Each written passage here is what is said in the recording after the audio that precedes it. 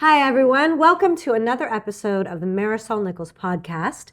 Now, we're welcoming back a previous guest that we've had several times on here, my dearest friend, the one, the only, the legend, Sheriff Chris Swanson. And partner. And partner. Because you're a deputy sheriff. Thank you, man. So, okay, welcome back to the show. You have to update me on so much. First of all, let's talk about what you're wearing. For the audience that's listening, right now he's wearing this really great black hoodie with this phenomenal symbol on the back. Can you turn this way just so we can get that? Look at that G.H.O.S.T.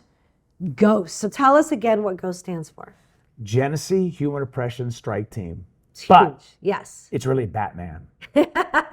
Okay, so tell the audience who maybe didn't see the first couple episodes with you in it, what the G.H.O.S.T team is, why you created it, and what you guys have been up to recently. So I've been on the job as a police officer from every rank for the last 30 years and have seen so much death and violence and so many victims that have never had their voice heard. Right. And in 2018, I'm in Haiti doing an operation, and I'm the second day in, and I realized that if it's happening here in Haiti, so epidemic, that it's got to be happening in my own town in Flint, Michigan. And you're talking about human trafficking. That's it. And I'm talking about the selling of humans for sex and more.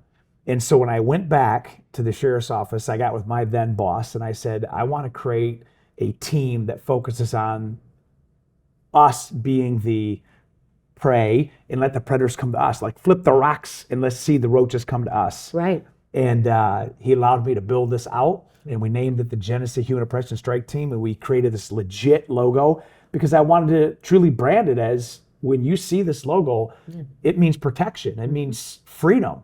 And the G.H.O.S.T team are members in our office and beyond now that are operators that have arrested over 200 predators since 2018. Oh, that's phenomenal. That's phenomenal. And so my audience understands, so Sheriff Swanson is a sheriff in Flint, Michigan, but you operate all over. I do. Tell me about that. Well, when you do something and you know that there's no boundaries, you have to expand your reach. Right. And so I have tapped into the sheriffs around the country. Mm-hmm. And that has allowed me to work in 7 states, including Las Vegas Metro PD. And also in Genesee County, we are one of 83 counties in the state. Mm-hmm. And I've done operations and arrests in 56 of those 83 counties. I bet. Yes, nearly 75% of the entire state of Michigan. I mean, that's such a testament to who you are, what you've built, but even more importantly, how successful it has been. Taking down 200 predators, and I'm sure it's countless victims that you've not only rescued, but also future victims that will never become victims because you took the bad guys off the streets. So it's just huge what you've created. You bring up a great point that people don't realize. Yeah. When we do our operations and they come to the door thinking that you're coming for a 13-year-old or a 14-year-old, and they come and it's one of us, that is a national stat that's backed. When you take one predator and hold them accountable, it saves the lives of 25 future victims. Wow. 25. Wow. Because they're not going to stop. So I would much rather they knock on the door and see me than knock on the door and see a 13-year-old little boy or girl. That's right. And just so our audience knows, if you didn't catch the first several episodes, I've personally gone undercover with Sheriff Swanson. We did, I believe it was 2 or 3 operations together. I've met those bad guys at the door. I've seen them show up. And I think the thing that's always the most shocking to me, because I was playing the kid, is how normal they look. Most of them don't look like monsters. Although, would you say that the worst of the worst, like they can't hide it, like you really see like evil physically on them? What would you say, like in your experience? Well, I have 2 things I want to answer. Yeah. And that first is to your most important part is that these predators are among us. They look at and they fill in the different cracks of our society. They try to hide, but deep down is where that evil is. And that's like the lone wolf shooter when it comes to active shooters. They're the most dangerous because they work alone. 9 out of 10 of these individuals we take off the street have never had a police contact. Wow. Not even a traffic stop. These are people that just go about life and the whole time they're looking for prey. But the second thing I want to bring up is you glossed over, you just didn't come to an operation, and I will say that from the highest mountaintop, that you were there when we started to roll out this operation, and you yourself had brought experience. So those 200 arrests that we've made, you are a massive part in getting those not only arrested, Marisol, but also we've never lost a case. We've never lost a case. We've never lost a confession because we did it right. We built it out, tapped into different experts like you. Thank you. Thank you so much. And I loved it. We're going to do it again. A lot more. A lot more.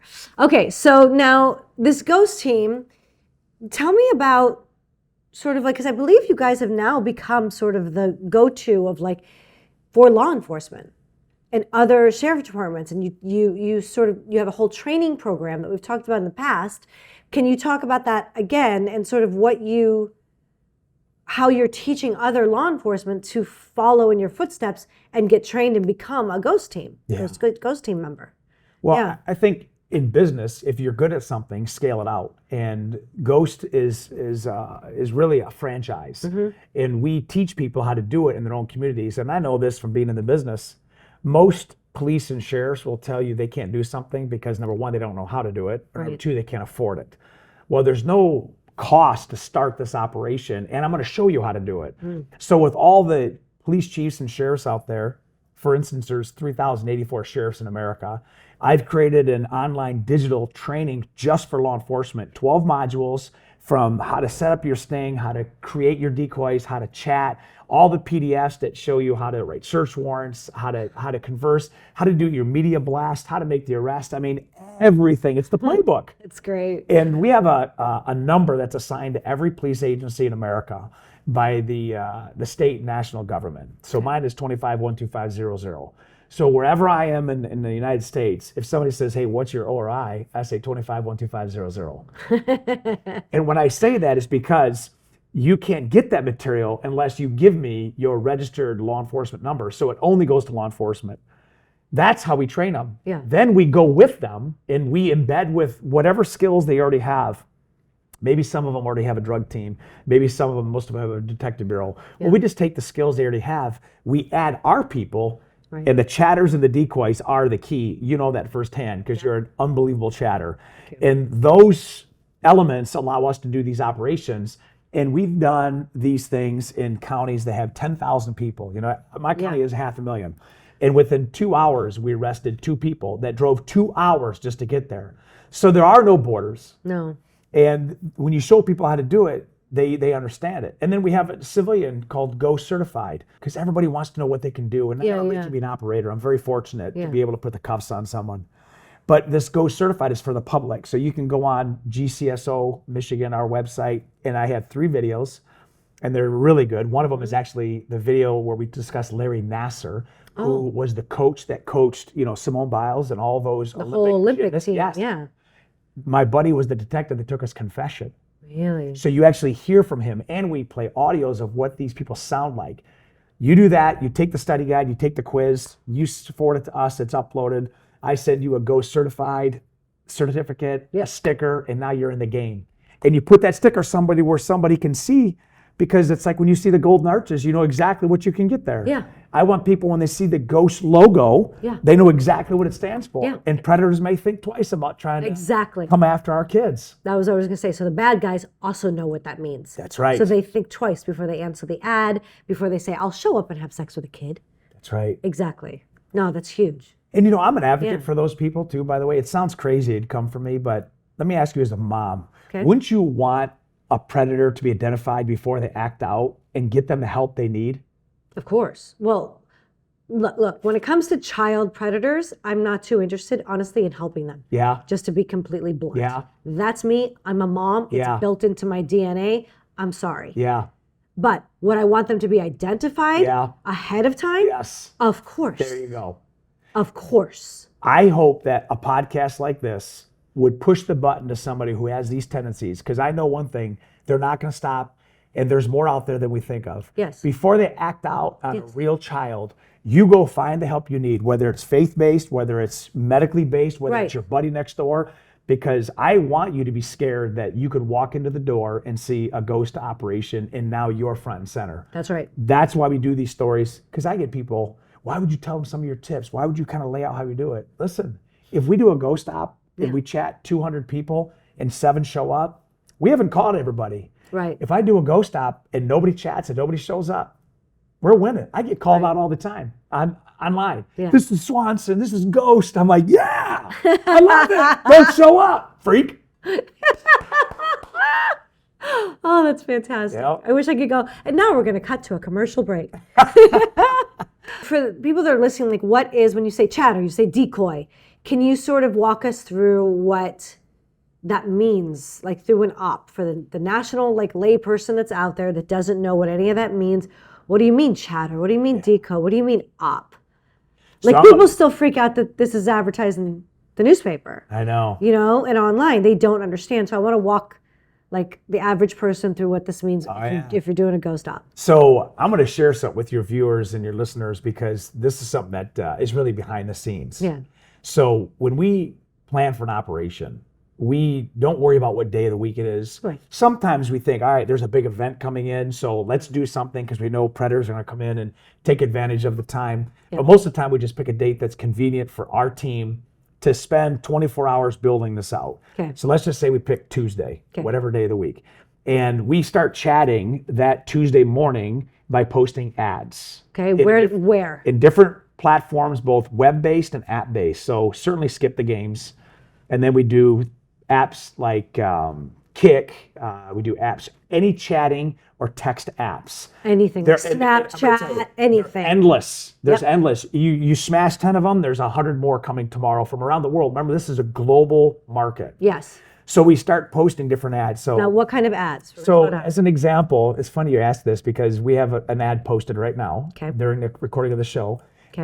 It's a mother-daughter, where a mother is pimping out her daughter who's 14, and we embed those photos into an ad that is for educational purposes. We're looking for a friend. Right. And that's what these predators pick up. And what they do is just kind of like throwing the bait out, and then they take you offline to a text conversation. Good. So I'm going to walk them through that. So it's not an ad going, "Hi, come have sex with my 14-year-old daughter."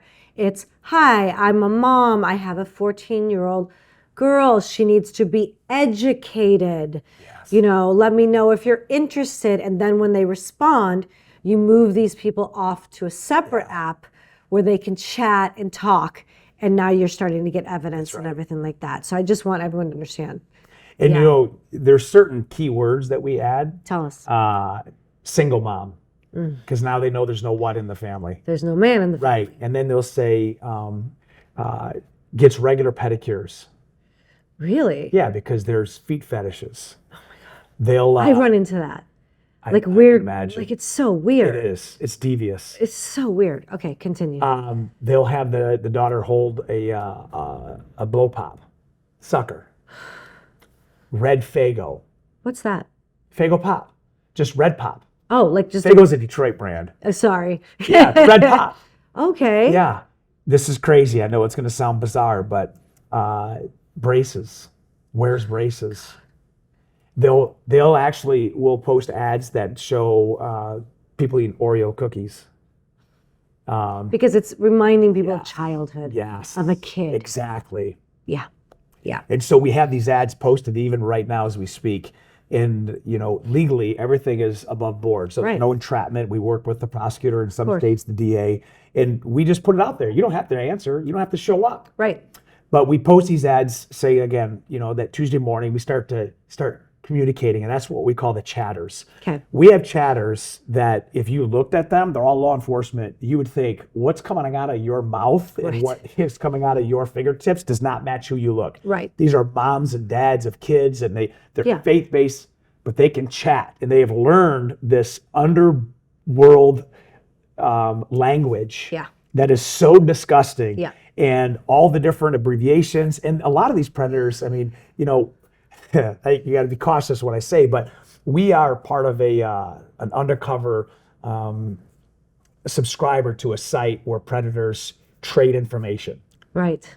Yeah, because I don't think people understand, like, if the audience understands, these predators, it's like calls to like. Yes. So the predators will get into a chat room and all talk with each other. Yes. Oh, I found this. Have you seen this ad? Have you seen that? Look at this picture. Look at that. And so now you guys are in there as law enforcement, undercover. It's just like going undercover in any kind of motorcycle gang or into a dope world. So undercover is exactly it. We play a role to get intel to crush crime. Right. And to take care of innocent victims from horrible human beings. Yes. So I'm okay to say that. Good. Those chat sites allow us to use the vernacular that's going to attract these individuals. And key words, as I mentioned, once we start getting traction, because it's unbelievable how much they just get, consumed by this content. And most of them have jobs, they have families, they're texting in their cars, they're sending pictures while they're driving down the road of their testicles and send me a picture of this. They're just like a frenzy. It's insane. It is. I always like to the regular audience member who's not familiar with this world, you think that it's only bad, like you don't understand. No, these are dads. These are coaches, these are teachers, these are businessmen, these are business owners. They come from all walks of life.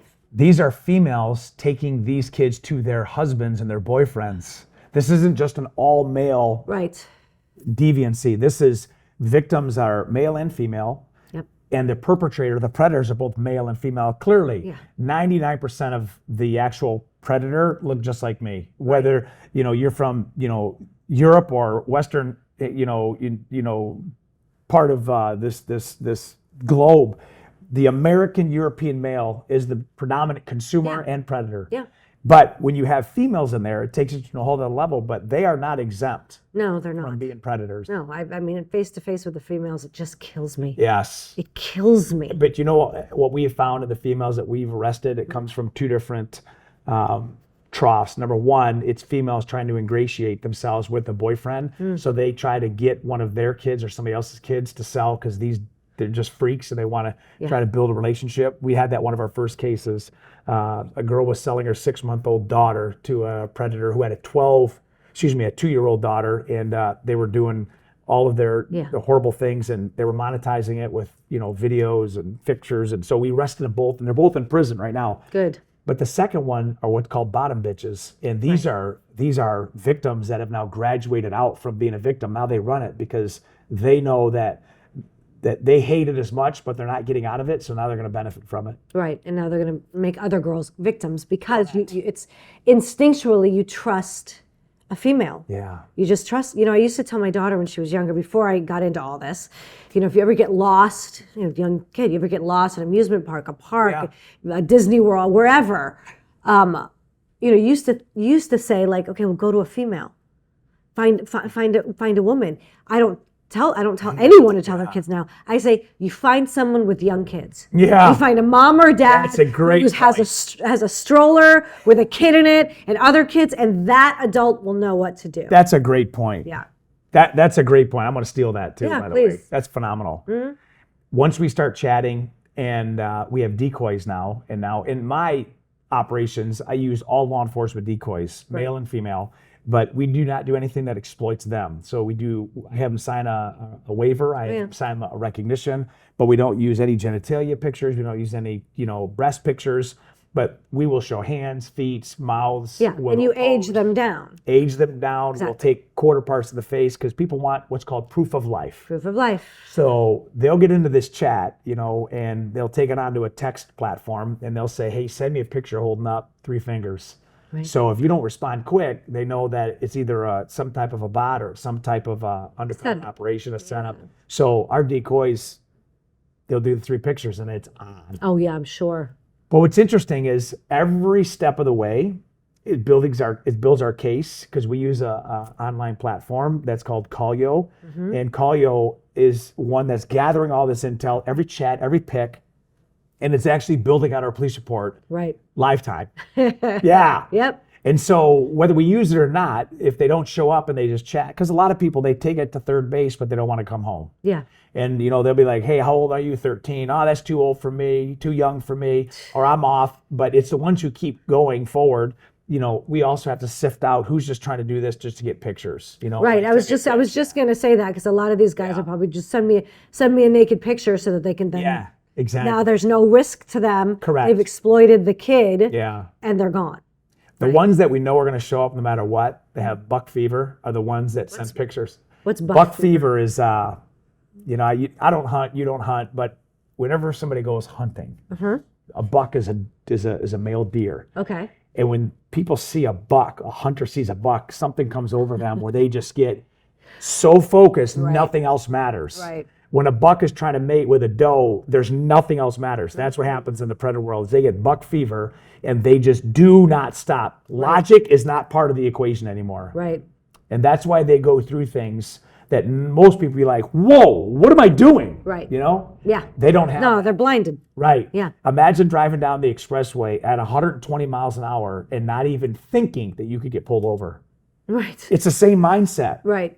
You go over the speed limit, you get to 100 miles an hour. Any of us listening right You're now, looking. we're like, oh my gosh. Yeah. No. Not that I ever did that, Sheriff. No. Nor have I off duty. Right. But on duty, I'm a very trained fast driver. I've been with you in those drives. Yes, that's right. I We're have. shooting. That's Yes. right. Okay. Yeah. Sorry. But I'm just saying, it's the people that have buck fever when they send a picture of their penis or they send a picture of their mouth or something, some video That's of it. them. They're done. I know they're coming. Like, it doesn't matter what it is. Right. And when we know that's happening, now on the scene, we either have a hotel, a house, or a car, and we have a location. And we have different layers that if they break that layer, we know that it's probably a real deal. So we have an outer surveillance team, an outer perimeter team. And then when we're chatting, I have a whole intel team that is looking up their whole profile. I know every car they own. I know everything about where they live, where they work. I know their family. Amazing. And we're prepping for that interview, which is going to be the confession. But we're also prepping to see what's this person coming in with? What's their dynamic? What do they have? You know? And so all that's happening simultaneous to everything else. Wow, happening. the chatters over there. Right. So when can you come? Blah, blah, blah, blah, blah. And these chatters are talking to 6 other people at the same time. They're unbelievable. I'm going to tell you right now, for the chatters and the decoys, none of this would work without them. None of it. And so the outer perimeter, they're like, hey, we just saw a white Chevy Tahoe come in, registered to our subject. Inner perimeter says, hey, just pulled up in front of the location. Now at that point, we have 2 rooms. We have the arrest room and we have the actual decoy room. Good. So outer perimeter. Let's go back. So outer perimeter, you've got all your officers, right? They know About a quarter mile out. Good. They know what car the guy is going to show up in. Like you said, you know everything. So they're out there, as you mean, like a quarter mile out there, and they're looking out for this guy to show up. So that's outer perimeter, and then everyone's talking to each other. Correct. And then what's inner perimeter? Perimeter. Sorry. So let's just say this studio was the actual arrest room. Yep. The inner perimeter would be literally out in front of the street here. Great. Sometimes we have them in an abandoned car with the hood up, and they're in the back seat. You wouldn't even know it. Right. Sometimes they're in another location where they just have what we call long eyes, you know, where they can see from afar. They can see who's coming in. And we pick locations where we know there's limited, egress, ingress, people coming in, coming out. Yeah. And so that it's almost like a pinch point. They have to come through this gauntlet. Great. That's the inner perimeter. Thank you. And they're the ones that are usually calling the shots because if the outer perimeter, many times these people do counter surveillance. So they get in and they drive around and then they'll park and they'll smoke some cigarettes and they're building up courage. It's kind of like when we go to a death scene and we see a shot in the pillow before the homicide. It's a courage shot. Really? See if they can pull the trigger. Wow. And that's what happens in counter surveillance. A lot of times is they drive and they think, do I have the courage? Do I have the guts to do this? Some of them drive off, but most of them don't. Right. Because it's not the first time they're doing it. Exactly. Yeah. Then they get in. We've had them parked right next to our long eyes, just parked. They're just waiting. And they just cannot focus. They're just so. Yeah, because they're just. Yes. They're, buck fever. Yeah. Yeah, they're just they have one track mind. So sometimes they'll ask for, hey, step out of the hotel room. So our decoys. And these are. And this is what I've done with you. Gosh, we put a vest on you, wrap you in a blanket, you just pop your head around. Yeah. And you just wave. That's it. But you don't wave like a normal adult. No, you wave like a little kid. What does it look like? I mean, it's like nervous and silly and like body language. It's the whole thing because you're selling that you're an awkward, whatever it is. Yeah. You just went right into your role. I know. It's fascinating. Thanks. I just wanted to see it because what I hope your viewers and anybody who's listening needs to watch this as well because you're learning something that can save your life. Yeah. And I take it for granted, but what you just did has saved lives. Thank you. But that's what they're looking for. Yeah. They're not looking for a very, dominant, no, thinking. These are kids. Yeah, these are kids. And once they see that, they walk, they run, they leap. Yeah. And when they open the door, they meet the arrest room. Yep. But that's just the beginning of the case. Once they come in, we immediately, once we determine they're not a threat, many of the time they bring weapons, they bring all sorts of things. Yeah. We take them down, we immediately start building the rapport with them, a relationship. It's okay. Are you married? Yes. Your wife's not going to find out. Right. What's the code to your phone? 4456. They're not right now. They're operating in we call the sympathetic nervous response, where it's just fight or flight. They don't even know what they're saying. Right. But we have people writing everything down, so when we grab their phone and it's an iPhone or an Android, we know what their code is. So within the first 3 seconds, Great. we're putting them down Yep. and we're asking them, what's the code to your phone? Smart. Yeah. Smart. So once we get that, we talk, they're handcuffed, we start building rapport, and, we just start talking to them. Yep. And now the code to the phone, that's because most of these guys have child sexual abuse material on their phone. So if you can get that out there, that's another whole other felony on top of everything else. To that now. Okay, tell me. Okay, go ahead. So you have the actual ghost op arrest. Yep. That branches into many times child pornography. Yep. But now they're also monetizing their own episodes, digital currency. So they become a manufacturer of child pornography, which is a 20-year offense, not just possession. Right. So some people just download child porn because it's being made in other countries in America. Right. They're creating their own. Exactly. Like Peter Pagic did. Which we'll get to. Fascinating stuff. Yes.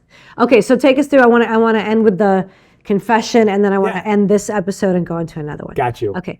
So they're building rapport. They're many times responding in different ways. Sometimes they're crying. Sometimes we've had them go into seizures. We've had them have heart attacks, fake heart attacks. They've defecated on themselves. They've urinated on themselves. They get angry. I mean, all sorts of responses. We're prepared for everything. And we do not bring any law enforcement. We take their keys. We take their car, drive it to an undisclosed location, take them back to the sheriff's office.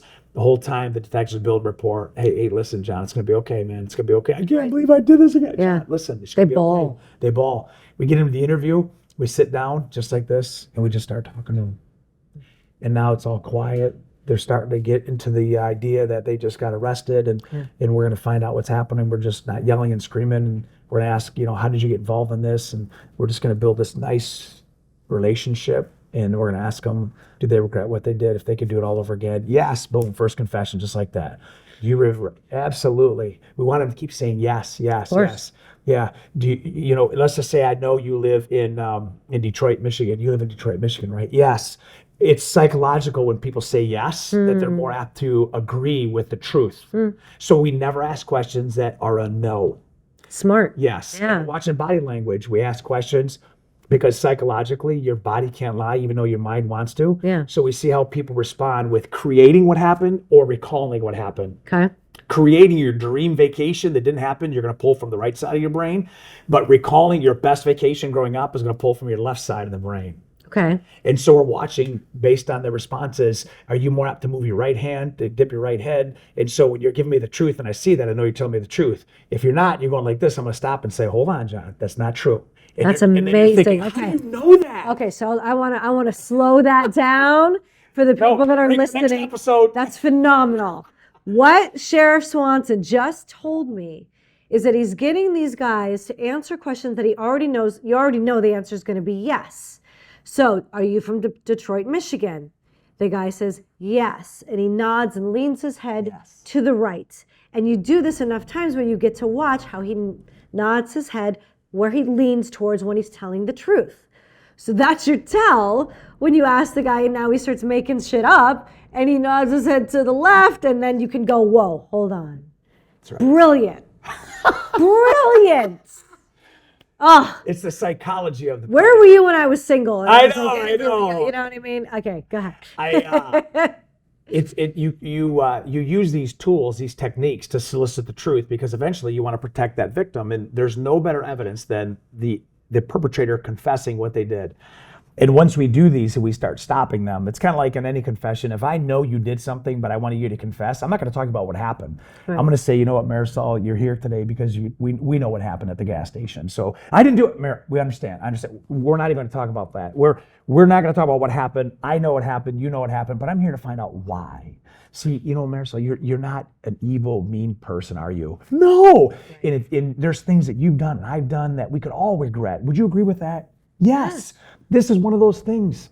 if you can explain that you're not a monster, that this is something you do on a regular basis, then I think we can get past this and I can help you. And then, boom! Now what I'm doing is I'm putting a nice warm jacket on you. And you're like, this feels good.